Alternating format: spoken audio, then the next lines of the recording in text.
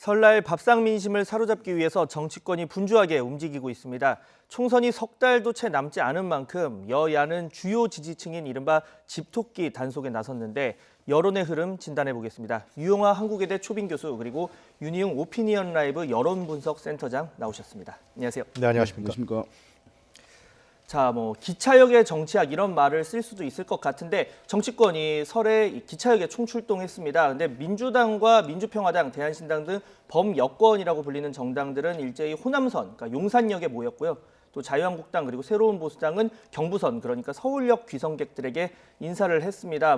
언제까지 집토끼에 기댈 것인가 이런 얘기도 있고 또 중요한 건 외연 확장이다. 반면 또 우리 정치 특성상 지지 기반 없이는 이길 수 없다. 여러 가지 평가가 나오는 상황입니다. 선거가 이제 얼마 안 남았습니다. 그러니까 고정 지지층 외에도 확장을 해야겠죠. 그것이 결국 이제 무당파층이라든가 중도층을 어느 정도 선에서 잡아내느냐, 이것이 선거 결과에 중대한 영향을 미치는데요. 일단 명절 때 기차역에 이제 그 정치인들이, 각 정당의 대표자들이 나가서 인사하는 것은 상당히 의례적인 것이죠. 그건 아주 오래된 관습입니다. 그날 유권자들한테 잘 보이고 잘 다녀오시라고 인사하는 것인데요. 매번 있어 왔는데 보니까 지난번 추석에는 민주당이 이제 서울역으로 갔었거든요. 근데 이번엔 다시 용산역으로 갔단 말입니다. 그래요? 단순한 순환일까요, 이게? 용산역은 아무래도 호남선이 많기 때문에 호남에 내려가는 유권자들이 많죠. 그렇기 때문에 민주당의 전통적이고 고유의 기반층에게 다시 한번 호소하는 이러한 것인데요. 제가 봤을 때는 크게 영향을 미치거나 그럴 것 같지는 않아요. 그리고 국민들도 이 정치인들이 명절 때 기차역에 와서 인사하고 이런 부분에 대해서 그러나 보다 그 정도 수준이지 반갑고 그럴 것 같지는 않아요. 왜냐하면 20대 국회가 워낙 그 국민들 불신을 많이 받지 않았습니까? 그리고 별로 정치인들을 그렇게 우호적으로 좋아하지 않는 게 또 사실이고, 그래서 저는 이제 결국 이제 얼마 안 남았는데 선거가 3개월, 결국 많은 변수들이 이제 3개월 동안 일어나겠지만은 앞으로 향후에 각 정당들과 정치인들이 어떤 변화를 만들어내느냐, 어떠한 새로운 부분과 비전을 제시하느냐, 그래서 그것을 또 유권자들이 설득력 있게 믿게 할 수 있느냐, 이런 부분이 가장 관건이 될 거라고 생각이 들고요. 아직은 이 3개월이 지금 국민들이 많이 관망하고 있을 것 같아요.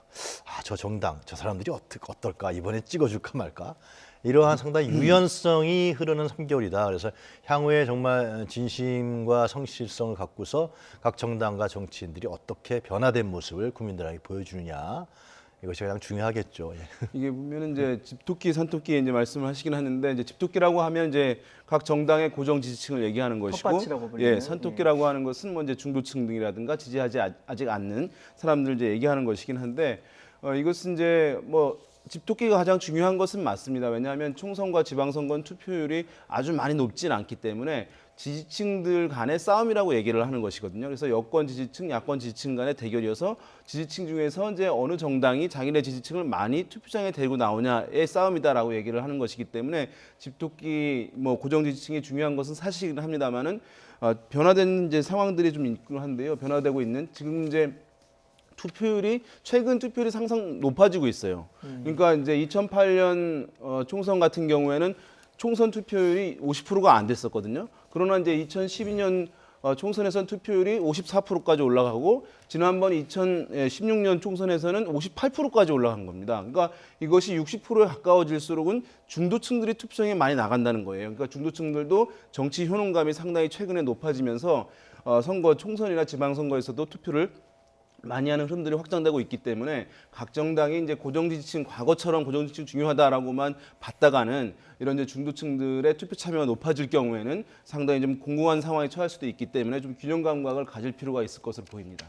요즘은 또 인증샷 찍는 것도 많고 그렇죠. 투표를 꼭 하자 이런 것들이 많이 문화로 이제 정착이 되다 보니까 그런 것 같습니다. 바닥을 찍은 상황인데, 자, 잠시 정당 지지율 먼저 보고 가겠습니다. 저희 YTN에서 설 직전에 민심을 확인해 봤는데 그래픽 지금 준비가 되어 있습니다. 지금 보면 그러니까 더불어민주당 다소 올랐고, 그리고 자유한국당 같은 경우 소폭이지만 떨어졌고, 그리고 이제 나머지 정당들 지금 정당 지지율도 나오고 있는 상황입니다. 지금 이렇게 보면 어떤 의미로 해석이 가능할 수 있을까요? 민주당의 지지율이 올랐다라는 것은 상당히 민주당 지지자층들이 결집하고 있다, 이런 해석을 우리가 할 수가 있는 것이죠. 반면에 한국당의 지지율이 내려갔다라는 것은 한국당의 전통적인 보수적 지지층들이 이완돼 있다. 이렇게 우리가 해석할 수 있을 것 같은데요. 이 지표는 이제 선거 지금 3개월밖에 안 된 지표지만 상당히 중요한 거죠. 왜냐하면 선거 때 보면은 우리 윤영 소장도 말씀하셨습니다만 이 표가 결집하는 거는 상대 진영에 따라서 결집하는 케이스가 많습니다. 예를 들면 막말을 한다거나 아니면 어떤 특별한 사건이 일어나고 상당히 이쪽에 예를 들면 민주당 케이스를 든다면은 상당히 문제가 생겨왔고 국정 운영에 굉장히 탈이 생길 것 같다. 불안하다, 위험하다. 그러면 민주당 지지층들이 더 많이 투표장에 나갈 것이고요. 반면에 야 이거 이러다가는 진짜 야당이 없어지겠다. 그럴 경우는 한국당 지지층들이 많이 나가는 이러한 사건 사고들이 실제로 선거 때 많은 영향을 투표율에 줍니다. 현재로 봤을 때는 이 분석표로 봤을 때는 그동안에 한국당이 요즘은 좀 덜합니다만 그동안 한국당이 상당히 좀 극한적인 투쟁 또 뭐 방식들 투쟁 방식들 또 국회를 인정하지 않는 태도 이런 여러 가지의 변수들이 결국은 이 문재인 정부의 국정 운영의 불안성과 위험성을 가져오지 않겠냐. 그래서 그 부분이 민주당으로 직결하는 이러한 부분 선거가 가까우면서 이러한 형태가 있기 때문에 이렇게 민주당은 좀 올라가고 한국당은 내려가는 거 아니냐. 근데 이것은 좀 선거 때 어떻게 될지 봐야겠죠. 현재는 그런 분석이 가능할 것 같아요. 제가 봤을 때는. 말씀하신 대로 이제 어쨌든 여권 지지층이 지금 선거라는 것은 원래 이제 여당이 또는 정부 여권이 평가를 받는 상황이기 때문에 이제 분리할 수밖에 없는 부분이 있거든요. 평가를 받는 입장이니까. 아무래도 방어적인 그렇습니다. 입장이라고 예. 그럼에도 불구하고 지금 보면은 어쨌든 여권에서 여러 가지 악재도 있긴 한 상황인데 많은 분들이 좀 의아하실 것 같긴 합니다. 왜 40% 가량 가까이 나오게 되는 것 상당히 높은 수준이거든요. 네. 그러니까 여권 지지층들이 여러 가지 이제 악재라든가 이런 부분에 대해서 민감하게 반응하지 않고 여권에 대해서 이제 방어해야 된다라고 하는 이제 과거와 좀 다른 형태를 보이면서 비교적 두텁게 형성되어 있는 측면들을 최근에 이제 보여주면서 또 이제 인재 영입 과정에서 이제 상당히 이제 여당이 주목도를 대중 주목도 여론 주목도를 이제 높이면서 그것이 좀 일정 부분 반영됐을 가능성이 이제 있다 보이고요.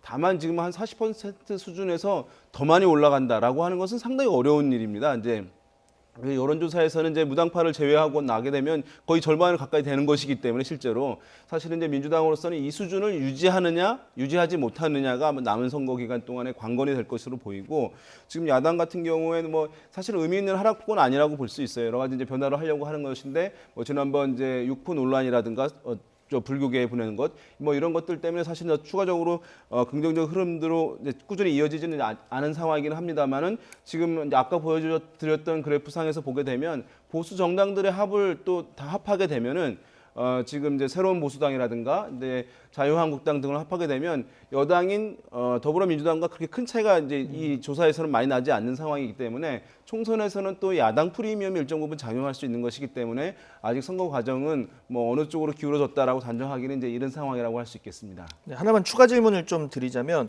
그러니까 사실 정권 출범에서 이제 반환점을 돈 상황인데 이렇게까지 이제 여당이 40% 상회하는 지지율을 좀 꾸준히 유지한 전력이 있었나요?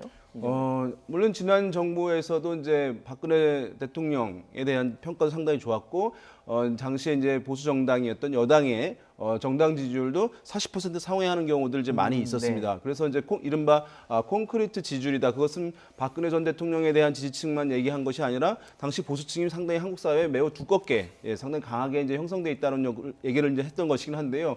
그러면서 이제 그것은 매우 고정 상황으로 이제 저희 분석가들이 좀 보기는 했었습니다. 그런데 지난번 총선 과정에서 이제 보여주었듯이 이런 콘크리트 지지층이라고 불리는 것도 어떤 그 정치 주체, 정치 플레이어의 행동에 대해서 어떤 발언에 따라서 지지층들이 이탈할 수 있다. 그래서 변동 가능성이 있다고 하는 것을 이제 보여주는 것이기 때문에 지금 이런 현상은 이제 과거에도 좀 있었다는 말씀을 드린 것이고요. 여당으로서도 상당히 높고 안정적인 지지율이 나오고 있는 상황이긴 하지만 이런 지지층들의 이탈 가능성이라든가 변동 가능성은 지난번 총선 과정에서 보여줬던 것처럼 존재하는 것이기 때문에 상당히 어쨌든 긴장하는 상황에서 가야 될 것으로 보입니다. 네, 뭐 변동 가능성 열려 있다 이런 얘기를 해주셨고, 자 여야 밥상 민심 잡기 위해서 뭐 메시지 경쟁을 벌이고 있습니다. 특히 검찰 인사를 놓고 공방을 벌이고 있는데요. 그래픽 준비되어 있습니다. 네, 지금 보면 이제 더불어민주당이 뭐 정치 검찰이 정상 검찰로 변할 실질적인 기반이 다져졌다 이렇게 긍정적으로 평가를 했고, 반면에 자유한국당 쿠데타, 막가파 수준이다. 또 바른미래당 같은 경우는 이제 수사팀의 머리를 잘라버린 꼴이다 이렇게 좀 격한 반응을 내놓기도 했는데 사실 지금 두 가지로 이제 나눌 수 있는 것 같아요. 하나는 그러니까 뭐 여야가 지금 그 검찰 인사를 이제 검찰 학살이다 아니다 검찰 정상화다 이렇게 입장이 갈리고 있는 상황인데 이 부분 어떻게 봐야 될까요? 이건 아마 전반적인 좀 평가를 해볼 필요가 있을 것 같아요. 그러니까 과연 검찰 개혁이 중요한 것이었느냐, 아니면 살아있는 권력에 대한 수사가 중요한 것이었냐라는 문제죠. 검찰 개혁은 이 국회에서 공수처법과 그리고 검경수사권 조정안이 통과됐습니다. 결국 이것은 무엇을 의미냐 하면은 국민들이 일단 검찰 개혁이 이제 중요하다, 권력기관의 개혁이 중요하다, 검찰이 과도했다, 권력을 분산해야 된다. 이런 부분들의 여론이 상당히 비등했기 때문에 국회에서 통과됐다고 보는 것이 제가 보기엔 적절하다고 생각이 들고요. 그다음에 두 번째로 살아있는 권력에 대한 수사인데요. 이 윤석열 총장이 들어선 이후에 특히 조국 전 장관 청문회 과정부터 지금까지도 살아있는 권력에 대한 수사를 하고 있죠. 실제로 검찰이 하고 있는 것인데 이것이 상당히 정치 도의적으로 거기에 걸려들었던 사람들이 뭐 조국 전 장관을 비롯해서 정치 도의적으로 상당히 문제가 많았다는 것은 노출된 것 같아요. 그래서 국민 여론을 검찰이 얻었던 것도 사실인 거고 그 국민 여론 어떻게 보면 파퓰리즘적 형태까지도 가면서 그것을 갖고서 수사를 한 것인데 검찰은 수사 결과를 보여야 되는 것인데 이것이 예를 들면 진짜 살아있는 권력에 대한 수사라 그러면은 권력형 비리거나 아니면 아주 뇌물이라든가 부정부패라든가 권력을 이용한 어떤 국민의 이해관계를 해친 이러한 범죄 형태가 나와야 되는 것인데 이런 부분들을 검찰이 잡아내지는 못한 것 같아요. 지금까지 그 긴 기간 동안 뭐 압수수색을 엄청나게 했는데 불구하고 단지 잡아냈던 거는 개인의 비리 의혹 문제가 이제 큰 거죠, 현재. 그리고 뭐 직권남용이라는 부분, 직권남용이라는 문제도 결국은 법원은 가서 판단을 받을 수밖에 없는 애매모호한 측면들이 없지 않아 있기 때문에 명확하게 직권남용이 뭐냐 이런 부분까지 나오지 않고 있기 때문에 그래서 이런 부분들이 결국은 윤석열 총장 이제 뭐 물러났습니다. 윤석열 사단이 했던 부분에 있어서 명확하게 드러내지 못했기 때문에 이것은 결국은 이제 뭐 문재인 정권을 지지하는 층이라든가 여권에서는 검찰이 과도하다, 검찰이 기득권에 저항하려고 하는 것이다. 그리고 이런 수사를 왜 했느냐라는 부분으로 이제 초점이 넘어가는 것이죠. 그래서 이제 추미애 장관이 들었으면서 인사를 단행하지 않았습니까? 그러면서 결국 윤석열 사단의 중심에 있던 사람들이 뭐 자체연성 인사를 당했던 것도 사실인 것이고, 그리고 예를 들면 청와대를 향한 수사를 했던 사람들이 물론 실무 부장들은 바뀌지 않았습니다만은 이 대검의 지도부들은 예를 들면 갈린 건 사실인 것이죠. 그러면서 결국 이제 어떤 거로 좀 전이되고 있냐 하면은 이 윤석열이라는 인물과 청와대 권력 간의 이제 이 대립 관계로 가고 있어요. 이것이 최근에 나타난 청와대 민정수석실 최강욱 비서관과 윤 청장과의 대립입니다. 서로 고발을 하는 거 아닙니까? 최 비서관은 이거는 나중에 공수처 설치되면 당시 한번 보자 이런 식의까지 얘기가 나오고 있는 것도 고발하고 있는 거고, 또 추미애 장관도 이것은 감찰을 하겠다는 것이고, 또 이제 윤석열 총장 쪽에서는 이 인사하는 날 바로 최 비서관을 기소해 버렸어요. 기소한다는 것은 그만두라는 얘기나 마찬가지거든요. 네네. 이런 형태로 가는데 이것은 제가 봤을 때 바로 잡아야 될 부분들이 있습니다.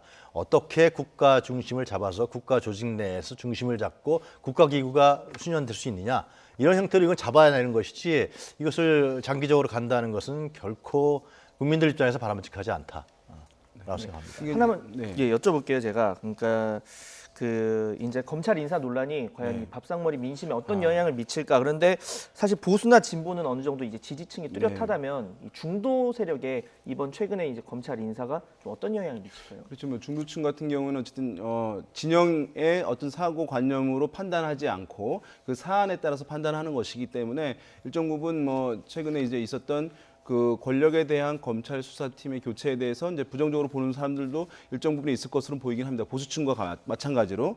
그래서 이제 특히 이제 보수층에서는 이것이 이제 부정적으로 이제 판단하게 되는 근거로 작용할 것이라고 보는데, 그러나 이제 지금 아까도 말씀드렸지만 두텁게 형성되어 있던 어쨌든 이제 현 정부에 대한 지지층들, 그다음에 현 정부의 또 우호적인 이제 중도층들도 있을 텐데, 이분들이 어쨌든 이런 사안들을 바라보는 것과 더불어서 많은 이제 조사 결과에 대해서 이제 확인이 되었고, 그것이 이제 보시면 검찰에 대한 매우 이제 높게 형성된 불신이 지금 작용하는 것이거든요.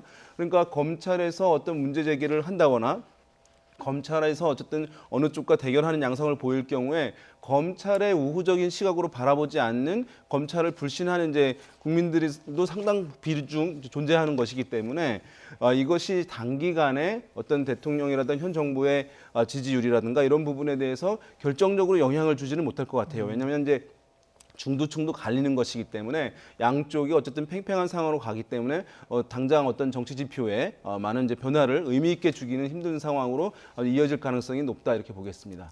네. 자, 이런 가운데 이제 문재인 대통령 취임 뒤 이제 세 번째 설 명절을 맞이하게 됐습니다. 국민에게 전한 메시지가 있는데 먼저 들어보시죠. 올해는 국민 모두가 확실한 변화를 체감하면서 희망을 키울 수 있도록 더 부지런히 뛰겠습니다. 행복한 설날이 되길 기원합니다. 네, 오늘 또 공교롭게 문재인 대통령의 생일이더라고요. 68번째 생일인데, 자, 취임 뒤 이제 두 번의 설과 또 지금은 약간 또 다른 분위기입니다. 첫 번째 때는 이제 평창 동계올림픽 계기로 남북 간의 기대감이 고조되던 시기였고, 지난해도 이 하노이 이제 그 2차 북미 정상회담 앞두고 있던 상황이었는데, 올해는 좀 분위기가 사뭇 다른데 이런 메시지도 이를 반영했다 이렇게 볼 수가 있겠죠. 그렇습니다. 2019년 작년 한 해는 문재인 대통령한테 결코 쉬운 해는 아니었던 것 같습니다.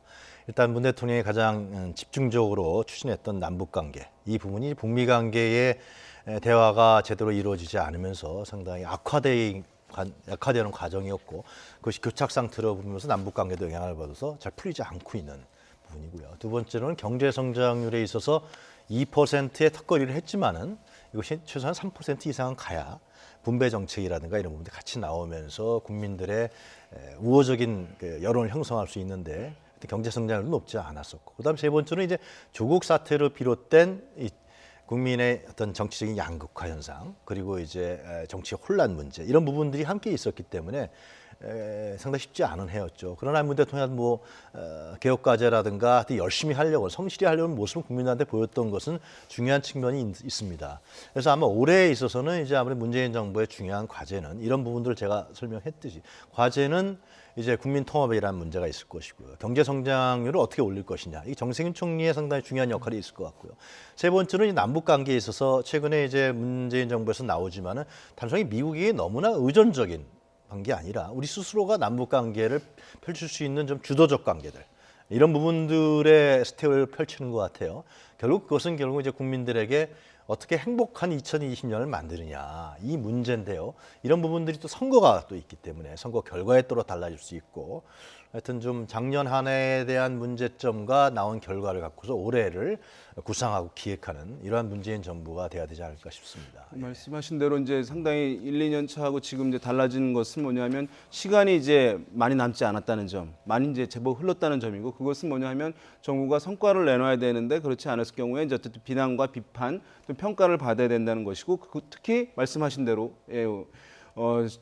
총선이 있기 때문에 그러면 정부에 대한 공세가 훨씬 더 심해지는 것이거든요. 이런 상황이기 때문에 정부로서는, 청와대로서는 또는 문재인 대통령으로서는 상당히 정권에 대한, 이 정부에 대한 기대감이 줄어드는 것에 대한 우려가 상당히 컸을 것으로 보입니다. 여러 가지 이제 상황 변화에 따라서. 그래서 지금 이제 확실한 변화를 이번 이제 해에 어떤 화두로 잡은 것으로 보이는데요. 확실한 변화를 하겠다, 또 약속된 변화를 해 나가겠다라고 하는 것은 국민들이 현 정부에 대한 기대감을 저버리지 말고 좀 더 믿어달라고 하는 이제 요청이기도 한 것이거든요. 이것을 하겠다는 것은. 그러니까 그런 국민들의 기대감을 어쨌든 올해 유지하는 가운데서 얼마나 이제 성과를 내느냐 여부가 어쨌든 하반기 상당히 이제 중요한 이제 뭐 평가 기준으로 작동할 것으로 보입니다.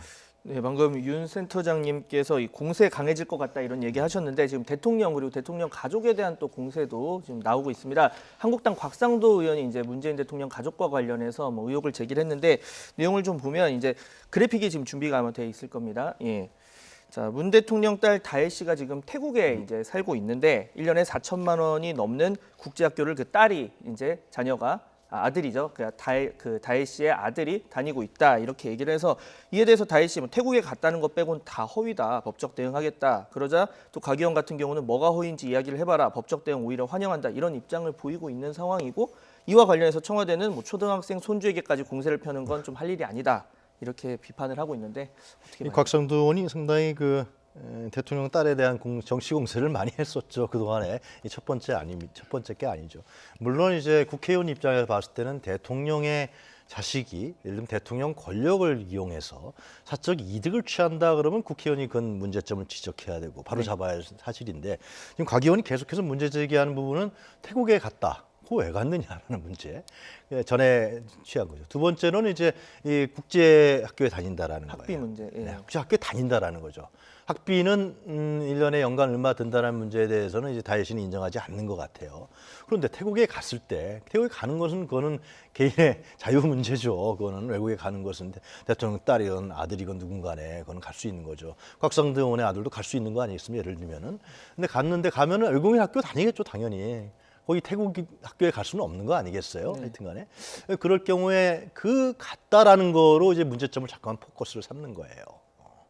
외국인 학교 다닐 수밖에 없는 거 아니겠습니까? 근데 거기 학비가 이제 과다하게 든다. 학비는 좀 들겠죠. 그런데 이제 곽 의원이 주장한 것처럼 이렇게 많이 드느냐 안 드느냐는 문제는 결국은 이제 그 근거를 갖고서 얘기해야 되는 문제에 있는 것이죠. 그러니까 학비가 과다하게 드는데 그 학비를 본인들이 이제 충당하는 게 아니라 어떤 다른 루트로 충당한다고 주장을 하려면 그 근거가 있어야 된다. 그렇다 그러면 뭐냐면요. 곽 의원 얘기가 설득력이 있으려면은 일단 전 정치 공세라고 생각하는데 설득력이 있으려면 뭐냐면 이 다혜씨란 사람이 이 대통령 권력, 자기 부친인 대통령 권력을 활용해서 이용해서 태국에 가서 뭘 하고 있다. 그리고 그 권력을 통해서 또 뭘 다니고 있다.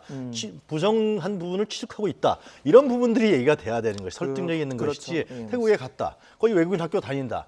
아니 그럼 그거는 곽 의원 딸도 외국인 학교 다닐 수 있는 거 아니에요? 예를 들면 누구나 다 태국에 가면은 이런 부분은 자칫하면 정치 공세고요. 국민들 입장에 봤을 때도 그냥 그런가 보다 이런 정도 수준이 아니겠어요? 전 그렇게 생각합니다. 예. 네. 자, 뭐 말씀하신 것처럼 정확한 근거가 있는 이제 비판이 필요한 상황이 되겠고요. 자, 문 대통령 지지율 잠시 확인을 해보겠습니다. 그래픽 준비되어 있는데요. 네, 지금 보면 이제 추세를 좀 보자면 이제 긍정 평가가 좀 올랐고 부정 평가가 좀 내려온 상태. 그래서 긍정과 부정 여전히 부정 평가가 많긴 하지만 오차 범위 안으로 들어왔다 이렇게 볼 수 있는데 이런 흐름 어떻게 해석하세요? 예, 지금 이제 긍정 평가 약간 이제 이 조사에서 올랐고 부정 평가는 약간 낮아진 흐름들 보이긴 했는데요. 다 이제 사실은 오차 범위 내이기 때문에 뭐 통계적으로 큰 의미를 두고 얘기할 수가 없는 상황이긴 합니다. 그래서 여러 가지 제 생각에는 이제 이 조사 지표를 보면서 이렇게 판단하시면 좋을 것 같아요. 그러니까 대통령에게 또는 현 정부에게 사실은 이제 가장 큰 악재 아까 말씀 주제에서 나왔습니다만은 검찰 이제 지도부를 어쨌든 상당 부분 교체한 인사가 사실은 가장 큰 악재였다고 할 수가 있을 것이거든요. 왜냐하면 이제 정치적 반대층에서는 상당히 이 문제를 중요한 쟁점으로 이제 보고 있는 상황이기 때문에 그것이 지속적으로 문제 제기를 하고 있는 그런 상황이긴 한데요. 근데 그러한 이제 악재가 있었음에도 불구하고 대통령에 대한 평가가 사실은 큰 변동이 없었다라고 하는 것을 이제 사실은 보여주는 지표라고 할 수 있겠고 그런 면에서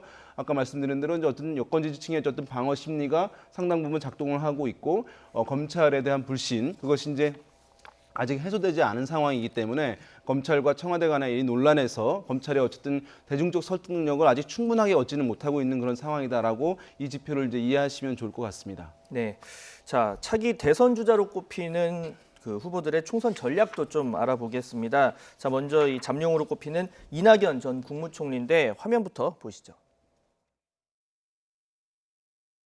이해찬 더불어민주당 대표님으로부터 공동상임 선거대책위원장과 서울 종로 출마를 제안받았습니다. 두 가지 일을 병행하는 것은 쉽지 않겠지만 그러나 영광스러운 책임입니다. 그 영광과 책임을 기꺼이 떠안겠습니다. 자 지금 뭐 선대위원장직 그리고 서울 종로 출마 두 마리 토끼를 잡겠다는 건데 이게 다른 지역 선거 힘쓰느라 떨어졌던 건 지난 2016년도에 오세훈 전 서울시장이 사실 서울 종로 나갔다가 동시에 이제 여기저기 활동을 많이 하면서 지원 유세에 나가면서 정작 본인 본진에서 이제 떨어지는 상황이 발생을 해 물론 그것 때문만은 아니겠지만 자 지금 이 두 마리 토끼 다 잡을 수 있을까요? 그러니까 이낙연 총리가 이제 정치권에 이제 본격적으로 정치인으로서 물론 과거에도 정치인이었지만은 본격 대권 주자로서의 테스트를 이번에 총선 때 국민들로부터 받게 되는 과정인 것 같습니다. 제가 봤을 때는. 서울 종로 출마라는 것은 과거에 이낙연 전 총리는 호남에서 당선됐단 말이죠. 민주당 입장에 봤을 때 유리한 부분이었기 때문에 종로라는 곳, 이 서울 정치 1번지라는 곳, 이곳에서 어떤 평가를 받느냐, 당선되느냐 안 되느냐가 또 개인적으로 봤을 때 상당히 국민의 유권자의 보편성을 얻느냐 안 얻느냐라는 측면에서 중요할 것 같고요. 두 번째는 공동선대위원장인데 결국은 이 여권의 리더로서 이제 부각되느냐는 측면이 있는 것이죠.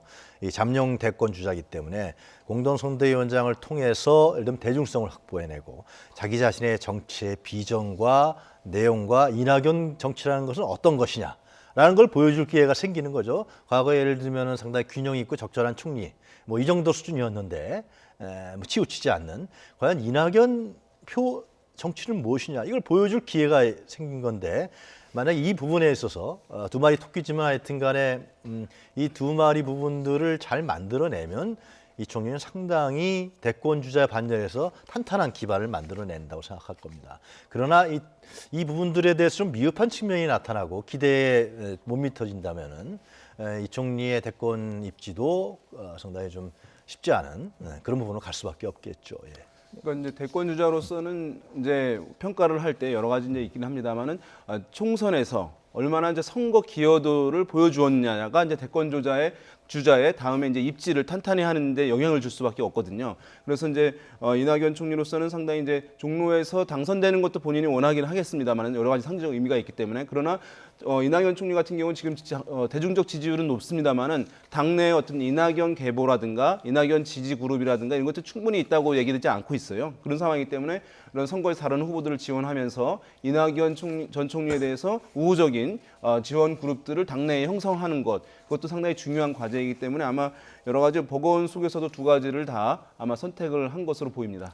네, 마지막으로 하나만 추가 질문을 드리겠습니다. 지금 이낙연 전 국무총리 신사적인 경쟁을 한번 펼쳤으면 한다 이런 말로 황교안 대표의 전현직 국무총리 간의 맞대결을 이제 원하고 있다 이런 얘기를 애둘러 표현을 했는데 이 부분 좀 뭐 자신감으로도 읽혀지는데 어떻게 보십니까? 그렇습니다. 이제 지금 여러 가지 뭐 대중 지지율 높고요. 종로가 사실은 과거에 비해서 많이 달랐습니다. 과거 이제 평창동이나 부암동 이제 어떤 잘 사는 분들 이제 많이 있었는데 지금은 뭐 해화라든가 창신, 숭인동 같은 경우는 아파트 단지들 많이 들어와 있는 상황이어서 상당히 이제 승리 가능성이 높다고 판단하는 것으로 보이고 황교안 대표로서는 아마 선택이 그렇게 녹록치는 않을 것 같아요. 왜냐하면 이걸 섣불리 결정했다가 험지 출마하겠다고 얘기했습니다마는 낙선하게 되면 대권 주자로서의 위상이 줄어들 수 있는 것이기 때문에 아마 쉬운 선택, 아마 고민이 많아지지 않을까라고 예상해 볼 수 있을 것 같습니다. 네. 오늘 준비한 소식 여기까지입니다. 지금까지 유용하 한국외대 초빙 교수 그리고 윤희웅 오피니언 라이브 여론분석 센터장과 함께했습니다. 두 분 수고하셨습니다.